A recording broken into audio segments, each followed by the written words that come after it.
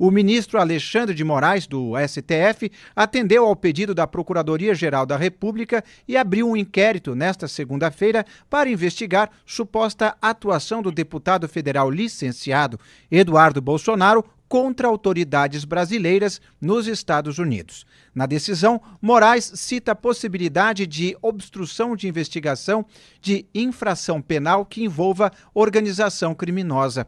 Ele também determinou que a Polícia Federal realize o monitoramento e preservação de conteúdo postado nas redes sociais de Eduardo Bolsonaro, que guarde pertinência com o exposto na petição da Procuradoria-Geral da República.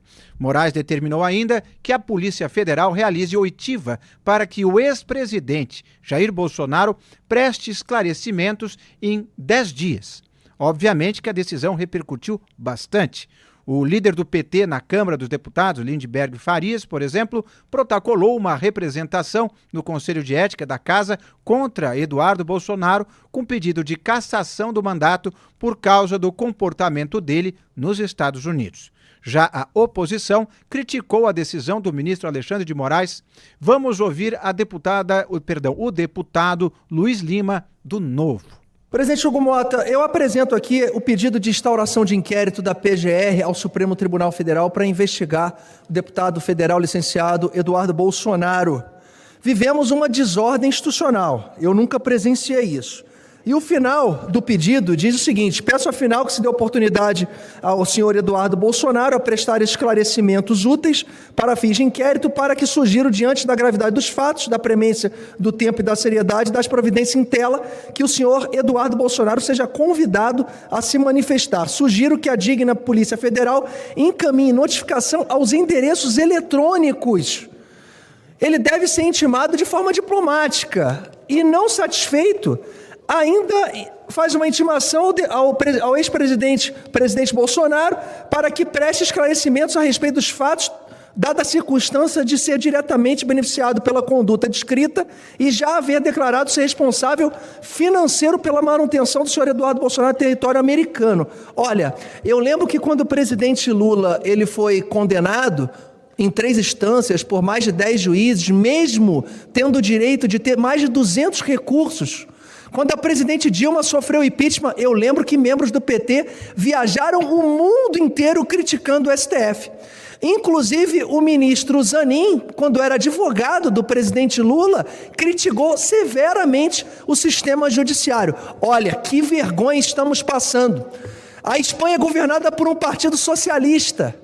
O primeiro-ministro é amigo do presidente Lula e eles recusaram por 3-0 um pedido de extradição do jornalista Oswaldo Eustáquio. Alan dos Santos, nos Estados Unidos, o nosso Supremo pede que um brasileiro que está residindo nos Estados Unidos, sob leis americanas, seja impedido de publicar nas redes sociais.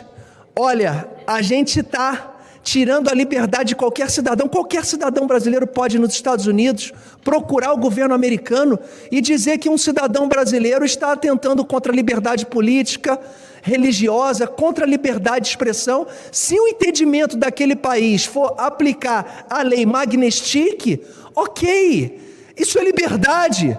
O Brasil está desmontado.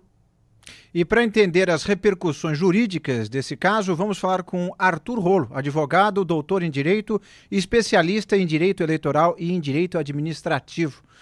Doutor Rolo, boa tarde. Qual a sua avaliação sobre esse movimento em cima do deputado Eduardo Bolsonaro? Boa tarde. Boa tarde, Inácio. Boa tarde, Wilson. Essas de narrativas já estavam previstas, né? Agora, de fato, tem instauração de um inquérito policial para apurar 3 crimes. Qual é o processo lá do artigo 344 do Código Penal?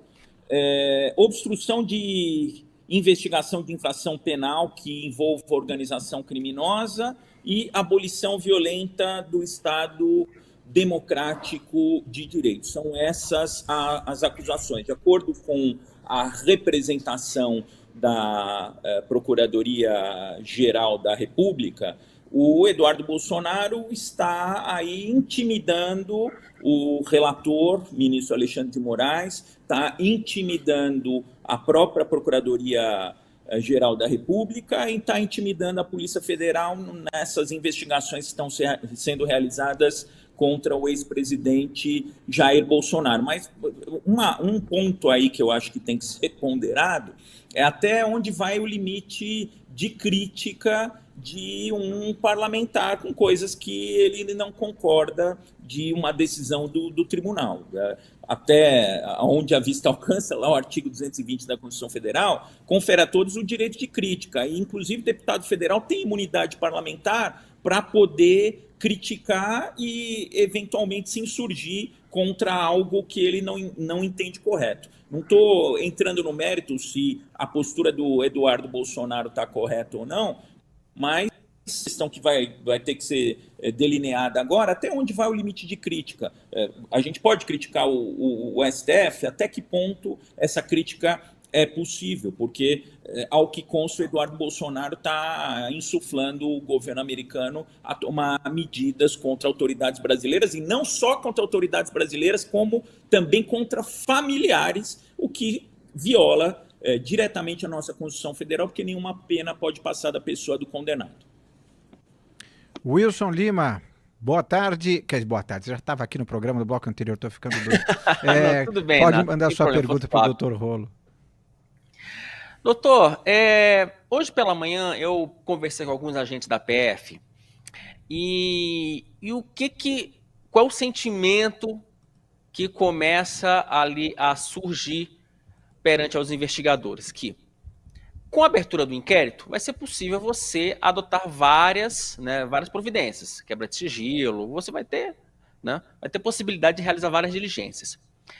E que, a se depender do que se encontrar, ali por parte do Eduardo Bolsonaro e também alguma conversa dele com o ex-presidente Jair Bolsonaro, já tem agente da PF dizendo que, dependendo do que se encontrar, abre-se uma possibilidade para se pedir uma prisão preventiva, tanto do Eduardo quanto do Jair, por obstrução de justiça.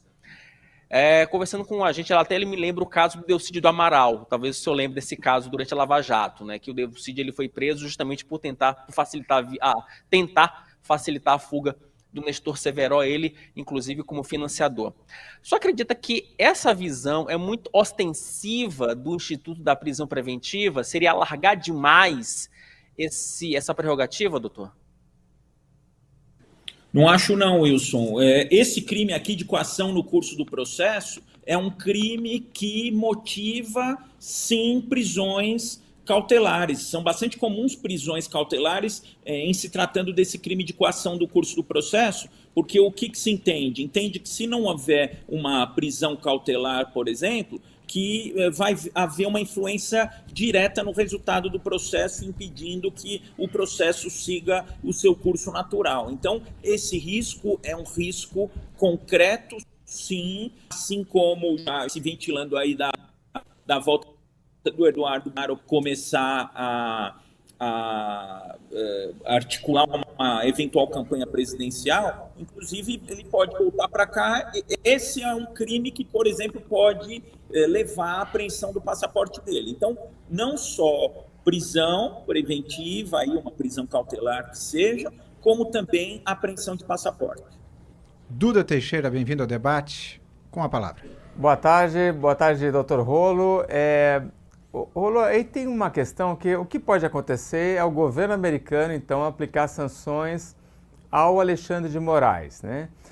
Quando se diz ali que isso pode atrapalhar o julgamento ou que isso pode ameaçar o Estado democrático de direito no Brasil, não tem um baita de um exagero aí? Porque o que vai acontecer é que o Moraes não vai poder viajar para os Estados Unidos, não vai poder usar cartão de crédito, esse tipo de coisa.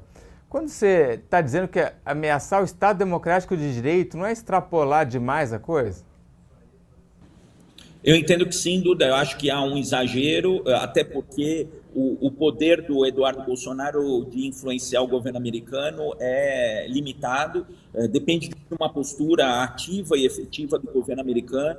Agora, o governo americano está tomando um monte de vidas aí sem pé nem cabeça. A gente viu agora o caso com Harvard, estão rescindindo todos os contratos do governo americano com Harvard. Então, de repente, você acende um fósforo e como o governo americano está avaliando mal determinados assuntos, isso acaba virando um problema diplomático. Eu entendo que qualquer ingerência do governo americano no Estado brasileiro afronta a soberania nacional, não cabe ao governo americano punir autoridades brasileiras, isso fere completamente a autonomia dos estados, está tudo errado, mas eu acho sim um exagero. O Eduardo fica batendo bumbo na internet, esse bater bumbo, essas manifestações inoportunas, erradas que ele faz, muitas vezes divulga fake news. Eu acho que pensar nisso como um crime, na minha visão, há um pouco de exagero.